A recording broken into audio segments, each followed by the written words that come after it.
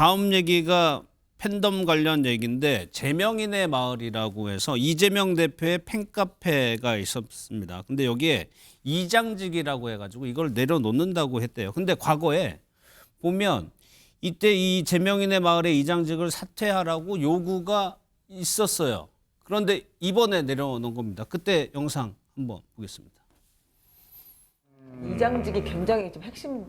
그것이 직책인가요? 핵심은 아니지만 네. 상징적으로 본인이 할 수 있는 가시적인 조치가 필요하다는 거죠. 그냥 말로 뭘 하고 자제하라 하지 마라가 아니라 네. 이재명 대표께서는 직접적으로 지금 카페의 이장직을 본인이 맡으신 거니까 그거는 본인이 보여주실 수 있는 근데 거죠. 그거 당장 아주 간편하게 할 수 있는 것 중에 하나가 뭐가 있죠? 제명인의 마을의 예. 이장직을 아, 이재명 그걸 그만둬라. 대표가 먼저 사퇴하면서 아하. 이제는 당신네들하고는 내가 같이 하지 않겠다라고 하는 모습들을 보여줘야 되겠죠. 글쎄요, 김 의원이 뭐 위기 때마다 아주 강력한 목소리, 강력한 지지를 보내면서 이재명 대표에게 많은 도움을 줬었는데 나왔단 말이에요, 이제서야. 이건 왜 그렇다고 해석해야 될까요? 저는 뭐 제명인의 말을 저렇게 지금 두 의원이 얘기했는데요. 저렇게 해석하는 것은 조금 시대착오적이라고 봅니다. 지금은 저희 더불어민주당이 당원이 200만 명입니다. 예. 옛날처럼 뭐 이렇게 작은 규모의 당원이 아니고 소위 모집당이 엄청난 거죠. 예. 여기서 누구가 한두 사람이 어떻게 얘기를 한다 그래서 좌지우지되는 분위기가 아니고요. 그 사람들이 대부분이 이재명 대표를 좋아해서 들어오신 분들이죠. 예. 예. 그리고 그걸 우리가 이제 당원 주권 시대라고 명명을 하는데요.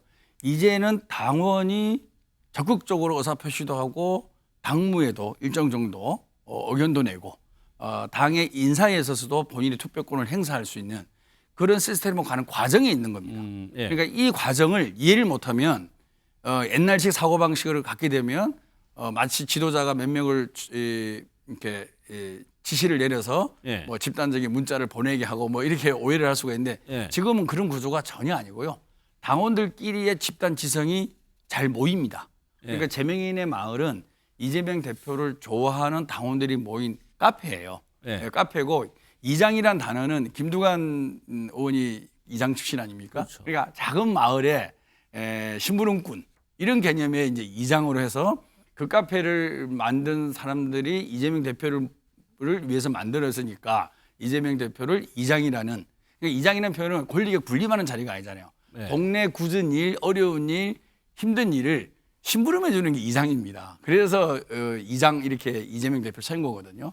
그래서 저런 것들을 잘못된 시각이 아니라 우리나라 정당사의 이 변천의 흐름을 예. 제대로 보는 관점에서 이재명 대표를 좋아하는 카페 제명인의 마을을 이해해야 되고요.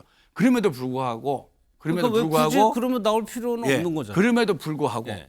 이런 비판이 있어 왔으니까 이번 기회에 그걸 그만둬서 이제 그런 논란을 없애는 건데요. 취지는 그렇다는 거죠. 예, 이것들이 몇 명을 모아서 없는 여론을 만들어내고 가공하고 특정한 정치를 공격하고 이런 건 전혀 아니고 예. 특정 정치를 좋아하는 사람들이 엄청 많은 거죠. 예. 엄청 많은 사람들이 한 카페에 모여서 사이버 공간에서 SNS를 통해서 서로가 의사소통을 모으고 거기서 결정된 집단 지성을 갖고 당의 정책에 예. 참여하는 이런 어떤 흐름 자체가 우리나라 대한민국의 정당 변천 역사에 지금 과정에 있습니다. 예. 이거를 사실은 제대로 이해를 못하면 왜 이렇게 시끄럽냐? 왜 당원들이 저러지? 이런 불편한 시각으로 볼 수가 있는데 이건 엄연한 큰 도도한 흐름에 있다. 예. 그리고 당원들이 계속 늘어나고 있고 그 당원들은 자기의 의사가 당무에 반영되기를 원하는 거죠. 그 통로를 열어주는 그 과정에 저런 채널들이 이제 몇 개 있는 거죠. 예. 사실 제일 큰 거는 이재명 TV입니다. 그건 100만 명이 넘어가거든요. 그런 어떤 특정 정치인과 그다음에 그 정치인이 속한 당의 가치와 비전을 공유하는 거죠. 예. 그 속에서 자기 의견도 내고 자기의 대리만족도 느끼고 알겠습니다. 홍보도 내고 예. 이런 것들이 민주주의 발달 과정에서 중요한 것이고요. 그 민주주의 발달 과정에서 핵심이 정당이죠.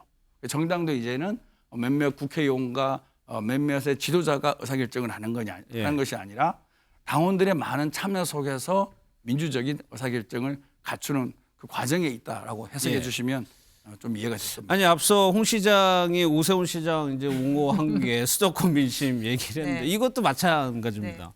중도 외연 확장을 위해서 그런 거 아니냐는 해석이 나오거든요. 아, 당연히 그렇죠. 네. 예, 만일에 윤석열 대통령이 소위 말해서 이 사고를 안 치고 지금 탄핵의 이런 국면에 있지 않으면 이재명 대표 이 이장직을 안 내려놨을 거예요. 예. 예, 왜냐하면 이재명 대표의 그 단단한 조직이 더 중요한 상황인 것이지 위기 상황에서 지금 외연 확장이라보다는 근데 사실 이재명 대표가 지금 이장직 내려놓기 전에도 몇 가지 법안 관련해서 정책 관련해서 중도 확장 스텝을 걷기는 했어요. 예, 금투세 폐지라든지 코인세 과세 유예하는 거 등등 해서 민주당의 일부 지지층들은 굉장히 반대함에도 불구하고 이재명 대표가 밀어붙인 측면들이 있거든요. 그것이 청년들과 중도층을 겨냥해서 이게 지지층을 확장하기 위한 전략적인 행보다라는 많은 평가가 있었는데 이제 보수층이나 중도층의 눈살을 찌푸렸던 대표적인 이재명 대표, 강성 이재명 지지층이 그 소위 말하는 개딸들 근데 그 부분을 내가 내려놓겠다라고 하면서 중도에서 아마 이재명 대표에게 불안하게 생각했던 점들, 걱정했던 부분들을 좀 완화시키고자 하는 전략인 것 같습니다. 네. 앞서 저희가 그래픽으로 그 댓글 보여드렸죠. 거기 그 카페에 이제 댓글을 다신 분들이 어떤 김현 대통령 얘기 이제 바로 얘기해요. 대선 대통령 되실 분이 당연하다. 예, 뭐 저희가 저런 거를 고른 걸 수도 있겠지만 이제 앞으로 이재명 대표의 행보는 대선으로 가는 거 아니냐는 해석이 이제 당연히 뭐 있을 수 수밖에 있죠. 없죠. 예, 당연하죠. 그러니까 지금 현재의 이재명 대표가 당원으로부터 절대적인 지지를 받는 가장 큰 원인은 이 상황 자체가 윤석열 대통령으로 인해서 헌법의 질서가 무너지고 국민의 기본권이 침탈되고 사법 정의가 없어지는 이 부분에서 과연 누가 제대로 잘 싸워줄 수 있느냐. 그게 핵심입니다. 당원들은. 윤석열의 무도한 폭정을 제대로 잘 싸워낼 수 있는 지도자를 뽑은 건데 그 지도자가 바로 이재명 대표라는 거죠. 그래서 그 어느 누구도 지금 이재명 대표하고 지지율이 비교가 안 되는 가장 큰 이유가 윤석열 정부와 가장 잘 선명하게 잘 싸우고 시대 정신을 제대로 구현할 수 있는 리더를 이재명 대표로 뽑은 겁니다. 그런데 우리도 예견하지 못할 정도로 비상계엄 사태가 터지고 대통령이 탄핵이 되고 직무대행으로 가지 않았습니까? 그러면 당연히 국정을 책임지는 다수당입니다. 민주당이 국정을 책임지는 다수당이고 우리 다수당의 대표가 이재명 대표입니다. 그러면 이제 국정을 책임지는 다수당의 대표로서의 업무가 확장된 거죠. 엄청나게 지금 머리가 많이 아프실 겁니다. 그런 부분에 있어서도 카페를 관리하고 카페 대표인 이장보다는 좀 더 넓게 국정을 위해서 일해달라 그런 뜻으로 이해해 주시기 바라겠습니다. 오늘 저희 뉴스와이드 순서는 마무리하고요.